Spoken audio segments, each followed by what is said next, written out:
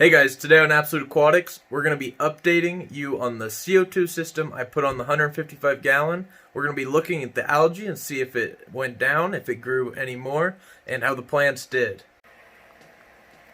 And as you can see, my 155 gallon has turned into an absolute jungle. This is all the growth in just 5 weeks. When I first started this experiment, the tank was fairly manicured and looked very good. And now it has overgrown so much to the point where sometimes you don't even see the fish. The auto feeder can't get the food to the bottom of the tank, and it's just an absolute mess.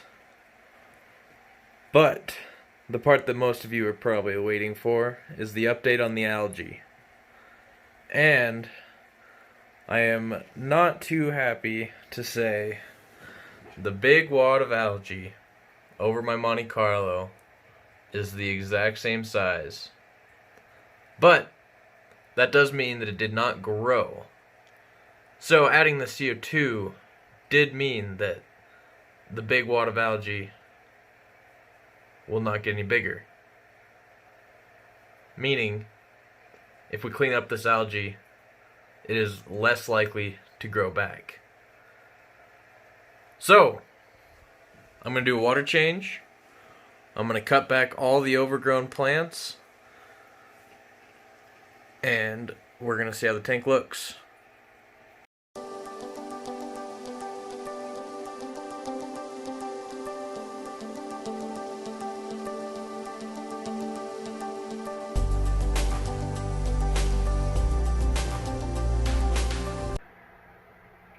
Now that the water level's low, I'm going to start tearing out all these plants and then the algae, and then I'll update you guys after that.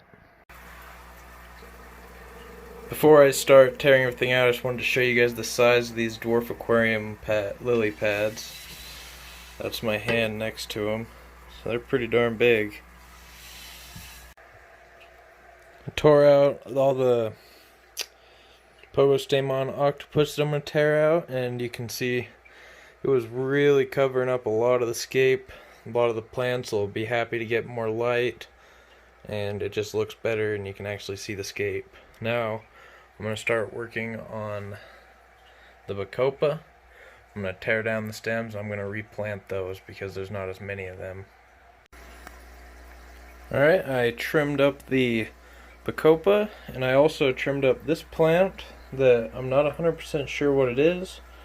If anybody can tell me, I think it might be like some sort of like needle leaf Ludwigia. It turns red. The ones that were the most red are now at the lowest because I took the tops off, put the tops down the bottom, and so you can't really see them. If anybody knows what this plant is, let me know. I'd really like to know. It's a really cool plant. I had it in like a 10 gallon when I was in college and brought it home to this tank before I moved it to this house, and it died, and then all of a sudden it just kind of came back when I rescaped this tank. Now that the tank is absolutely destroyed and I've taken care of the water wisteria, there is about 1 million baby guppies out, so I just thought I'd show that footage before I fill the tank back up. Okay guys, so I've got the tank completely trimmed. The plants do not look right to me, especially the water wisteria. I decided to cut it way down because I want to see how fast it grows because it is closest to the CO2 source. And I left the dwarf sage so that it was still nice and thick over here for any baby guppies that decided to stay down low. I, of course, left a lot of pogostemon octopus, just mostly cut the stuff back that was coming way over in front of the tank and covering the scape for more cover for baby guppies, because as you might be able to tell, there's way more baby guppies than I had expected, but that's always a plus. If you haven't seen my video of me saying that I'm breeding fish again, you should definitely check it out. It has like 2 views. But the scape is going to start to look much better. I took out the big wad of algae, and you can see that the Monte Carlo that was underneath it definitely was rough. The shrimp are all gathered over it. I pulled out all the big stems of dwarf sage that were working their way out, so this section of Monte Carlo is really trashed. You can see the small ones that are starting to grow. I didn't pull those just because it's too hard. So I stuck a little piece of green plastic from like a Tupperware lid into the soil right there. You can kind of see the top of it, hopefully to prevent the dwarf sage from traveling over to the Monte Carlo as much. And if it does, maybe it'll send the runners over it so I can catch them easier, and it'll just become less of maintenance, and this section of the Monte Carlo can grow strong like it is over here. My Monte Carlo, it definitely is not nearly as healthy as it was when it was in a 40-gallon with my Fluval 3.0 and CO2, because clearly this is a lot deeper of a tank. I'm thinking I might need to add more light, or I don't know, I haven't quite decided. Maybe I'll just pull this out and put it into a different tank and add a easier carpeting plant, or maybe like some more crypts, just do the whole thing crazy amount of crypts. For that plant in the back that I believe might be like a needle leaf Ludwigia, I pulled one of the stems and I let it float. I'm gonna let it grow roots, and then I'm gonna plant the section so that I can fill out that section that's bare right there. There was a bunch of water wisteria there, and I pulled it all out, and then realized I didn't have as much of that needle leaf plant as I had thought I had, so that's the plan there. The tank is incredibly murky from all the plant and carnage and water just stirring up, because that's what happens when you do a big maintenance day like this. But yeah, you can see there's a baby guppy that I think came from the first batch. Quite a bit bigger than some of the little tiny ones that you'll see. There's a group of them. Those are about the same size, actually. There's some smaller ones. Oh, yeah, you can see them. Much smaller, hiding out in the plants, which is why I left them tall. My Bacopa in the back will definitely start to look much better, I think, because it'll be thick enough that it's like a wall of them, and hopefully they'll be able to compete and keep the Poestamon octopus over there in its own light instead of it stretching over into the light that's supposed to be shining on the Bacopa. And you know, of course, I didn't cut the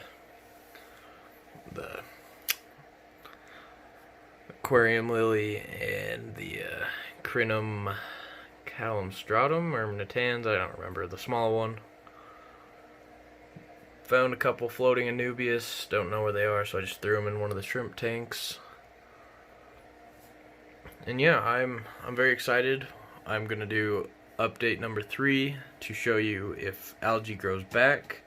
There's still a little bit of algae, you can see, especially the little bit of blackbeard algae, but I purposely left a little bit of algae right here in the front so that we can see if that will eventually disappear after a longer period of time. Like I said, when I first installed it, the CO2 to this tank was 5 weeks ago, and I'm not sure when I'll do update number 3. We'll have to see, and I will make sure to focus on this little patch of algae that I left to see if it's gone, or if it's grown, or if it's just stayed stagnant where it is.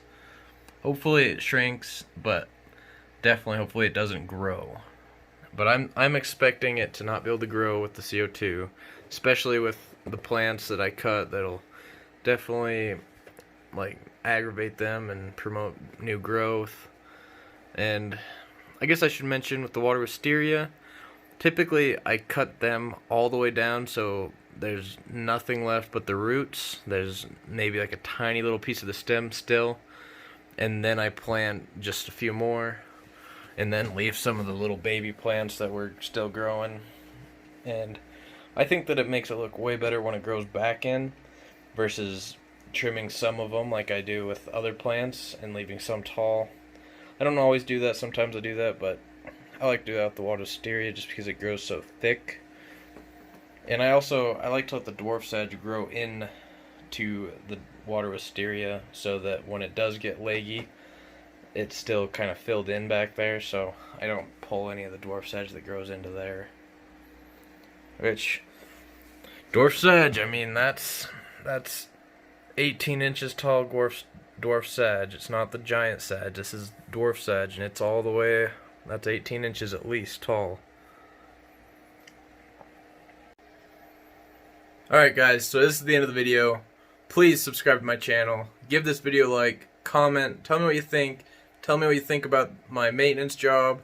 Let me know what you think about the CO2 not getting rid of any of the algae, but it didn't grow, which I am pretty excited about. That's kind of what I expected, but I still, of course, was hoping that it would make the algae kind of disintegrate, but you know, that doesn't always happen the way you want it.